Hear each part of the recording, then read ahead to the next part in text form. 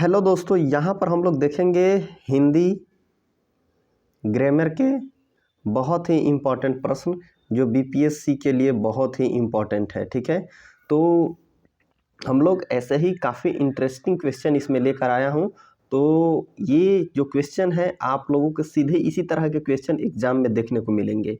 तो बने रहिएगा आप लोग और अपना प्रिपरेशन को स्ट्रॉन्ग कीजिए, इसको देखिए और इसका नोट्स बनाइए। और नोट्स जो है उसको मैं पीडीएफ भी दे दूंगा इसका। ठीक है, तो यहाँ से आप लोग इसको, चलिए सेशन को पहले स्टार्ट करते हैं, बाकी बातें बाद में होंगी। यहाँ पे हम लोग देखेंगे पहला क्वेश्चन है कि हिंदी वर्णमाला में वर्गीय स्पर्श व्यंजनों की कुल संख्या कितनी है। तो क्या होगा, इसका करेक्ट उत्तर यहाँ पे हो जाएगा 25। ठीक है, वर्गीय स्पर्श व्यंजनों की कुल संख्या 25 है। ठीक है, 33 क्या है, 33 यहाँ पर मूल व्यंजनों की संख्या है, मूल व्यंजनों की संख्या है। और 39 क्या है, ये कुल व्यंजनों की कुल संख्या है, व्यंजनों की कुल संख्या है 39। ठीक है, तो आई होप ये क्लियर हो गया हो यहाँ पे। चलिए आगे चलते हैं। यहाँ पर क्वेश्चन है कि वर्गीय व्यंजन, अंतस्थ व्यंजन और उसमें व्यंजन सम्मिलित रूप से क्या कहलाते हैं। पहले तो अभी हमने आपको एक्सप्लेन किया, वर्गीय व्यंजन कितने होते हैं, 25 होते हैं। ठीक है, और फिर से अंतस्थ व्यंजन 4 होते हैं। ठीक है, और उसमें व्यंजन 4 होते हैं। तो ये टोटल कितने हो गए, 25 4 29 4 33 33। ठीक है, कितने, 33 हो गए। तो इसको हम क्या बताए थे अभी, इसको बताए थे मूल व्यंजन। ठीक है, तो यहाँ पे करेक्ट उत्तर हो जाएगा मूल व्यंजन।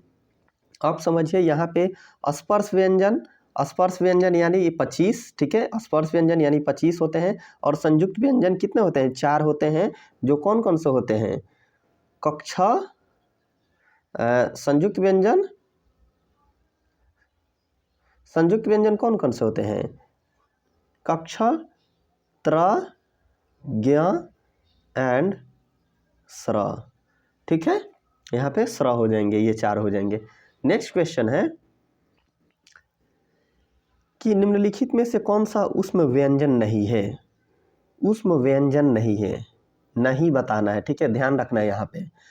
तो उसमें व्यंजन कौन कौन से होते हैं, पहले ये आप देख लीजिए। उसमें व्यंजन कितने होते हैं, 4 होते हैं। उसमें व्यंजनों की संख्या 4 होती है। और कौन कौन होते हैं, तालव्य स, मूर्धन्य स, दंत स और ह, ये सभी क्या कहलाते हैं, उसमें व्यंजन कहलाते हैं। ठीक है, तो तालव्य स यहाँ पे उसमें व्यंजन है, मूर्धन्य स उसमें व्यंजन है, और वह उसमें व्यंजन नहीं है। तो यहाँ पे हमारा करेक्ट उत्तर हो जाएगा ऑप्शन सी। लेकिन वह है क्या, तो वह को हम क्या कहते हैं, अर्ध स्वर कहते हैं। ठीक है, य और वह को हम अर्ध स्वर कहते हैं। तो ये यहाँ पे ध्यान रखिएगा। चलिए नेक्स्ट क्वेश्चन पे चलते हैं। नेक्स्ट क्वेश्चन है छत्र ज्ञ श्र क्या कहलाते हैं। अभी तो हमने बताया, तो क्या होगा यहाँ पे, छत्र ज्ञ श्र क्या कहलाते हैं, क्या उत्क्षिप्त व्यंजन कहलाते हैं, संयुक्त व्यंजन कहलाते हैं, या उसमें व्यंजन कहलाते हैं।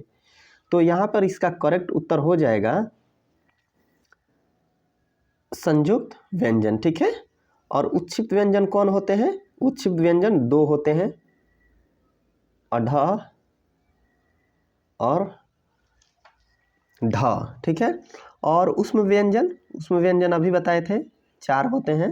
ठीक है, तो आई होप ये समझ में आ गया होगा। अब नेक्स्ट देखते हैं। कह रहा है कि अयोगवाह को पहचानिए। अयोगवाह, सबसे पहले जानिए कि अयोगवाह क्या होता है।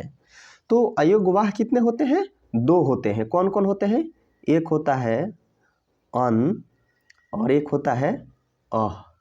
ठीक है, इसको क्या कहते हैं, इसको अनुस्वार कहते हैं। ठीक है, और इसको विसर्ग कहते हैं। ठीक है, तो यहाँ पे क्या कह रहा है कि अयोगवाह को पहचानिए। तो ए भी है और बी भी है, इसीलिए यहाँ पे करेक्ट उत्तर क्या हो जाएगा, उपयुक्त में से एक से अधिक। ठीक है, आई होप ये समझ में आ गया होगा। नेक्स्ट देखते हैं। कह रहा है कि पवर्ग और तवर्ग व्यंजनों को छोड़कर वर्गीय व्यंजनों की कुल संख्या कितनी है। पवर्ग और तवर्ग को छोड़कर वर्गीय व्यंजनों की कुल संख्या कितनी है, ये बताना है। बहुत अच्छा क्वेश्चन है ये। ठीक है, तो क्या 25 होगा, मार दो 25, गलत हो जाएगा। ठीक है। तो यहाँ पर इसका करेक्ट उत्तर हो जाएगा कितना, पहले ये समझ लीजिए कि ये किस तरह से पूछा गया है घुमाकर, ठीक है। तो वर्गीय व्यंजन कितने होते हैं, 25 होते हैं, ठीक है। और पवर्ग कितने होते हैं, 5 होते हैं, ठीक है। पवर्ग 5 होते हैं, प्लस त्वर्ग कितने होते हैं, 5 होते हैं, ठीक है। तो ये दोनों 10 हो गया, ठीक है। तो 10 को हटा देना है, 25 में से 10 को हटा देंगे तो कितना आएगा, 15 आएगा। लेकिन 15 यहाँ से किसी भी ऑप्शन में नहीं दिया है, ठीक है। तो इसीलिए यहाँ पे करेक्ट उत्तर हो जाएगा ऑप्शन ई, ठीक है। ये समझ में आ गया होगा आई थिंक। तो चलिए नेक्स्ट चलते हैं।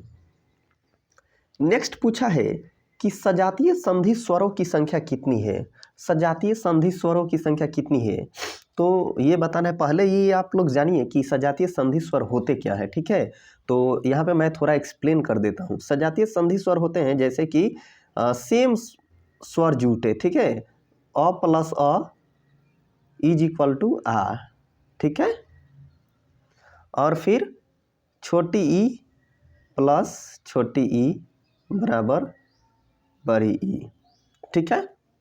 और फिर छोटा ऊ प्लस छोटा ऊ इज इक्वल टू दीर्घ ऊ, ठीक है। ह्रस्व ऊ प्लस दीर्घ ऊ, ठीक है। तो ये कितने होते हैं, ये 3 होते हैं, ठीक है। तो सजातीय संधि स्वरों की संख्या कितनी होती है, 3 होती है। लेकिन यहाँ पर ऑप्शन में नहीं दिया गया है, इसीलिए करेक्ट उत्तर हो जाएगा हमारा ऑप्शन नंबर ई, ठीक है। तो चलिए नेक्स्ट चलते हैं। नेक्स्ट है विजातीय संधि स्वरों की संख्या कितनी है, विजातीय संधि स्वरों की संख्या बतानी है, ठीक है।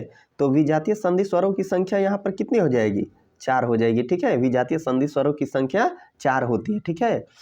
और दोनों अगर सजातीय और विजातीय दोनों को मिला दें, 3 प्लस 4 कर दें तो ये कितना हो जाएंगे, 7 हो जाएंगे। और जो 7 स्वर होते हैं उनको क्या कहते हैं, दीर्घ स्वर कहते हैं, ठीक है। और 4 जो होते हैं वो ह्रस्व स्वर होते हैं। तो आई थिंक यहाँ पर ये समझ गए होंगे, ठीक है। नेक्स्ट देखते हैं। मात्रा के आधार पर स्वर के कितने भेद हैं, मात्रा के आधार पर स्वरों को कितने प्रकार होते हैं वो बताना है, ठीक है। तो यहाँ पर मात्रा के आधार पर स्वर के कितने भेद हैं, क्या 4 हैं, 11 हैं, 2 है, उपयुक्त में से एक से अधिक है, उपयुक्त में से कोई नहीं, कितने हैं। तो मात्रा के आधार पर स्वरों के दो भेद होते हैं, ठीक है। कौन कौन, ह्रस्व स्वर और दीर्घ स्वर, ठीक है। ये 2 होते हैं मात्रा के आधार पे। ह्रस्व स्वर कितने होते हैं, 4 होते हैं। और दीर्घ स्वर कितने होते हैं, 7 होते हैं, ठीक है। चलिए नेक्स्ट चलते हैं। नेक्स्ट है कि संयुक्त व्यंजन, उष्म व्यंजन और उत्क्षिप्त व्यंजनों की संख्या क्रमशः है। मतलब संयुक्त व्यंजन कितने हैं, तो ये तो आप जानते हैं कि 4 है। उष्म व्यंजन कितने हैं, 4 हैं। और उत्क्षिप्त व्यंजन कितने हैं, 2 हैं। सॉरी, यहाँ पे उत्क्षिप्त व्यंजन कितने हैं, 2 हैं। 4 4 2, ये पैटर्न बताना है, ठीक है। 4 4 2 यहाँ से कहाँ पे है, यहाँ पे ऑप्शन नंबर बी में है। तो इसीलिए हमारा करेक्ट उत्तर ऑप्शन बी हो जाएगा, ठीक है। तो चलिए नेक्स्ट देखते हैं। तो नेक्स्ट हम देखेंगे अगली लेक्चर में, ठीक है। तब तक आप यहाँ पे बताइएगा कि आपको ये क्वेश्चन कैसे लगा, अपना फीडबैक ज़रूर दीजिएगा, ठीक है। तो चलिए मिलते हैं ऐसा ही इंटरेस्टिंग सेशन के साथ अगली बार, कल मिलते हैं, ठीक है। अपना फीडबैक ज़रूर दीजिएगा और बताइएगा कि क्या क्वेश्चंस की क्वांटिटी बढ़ानी चाहिए या इतना ही ठीक है।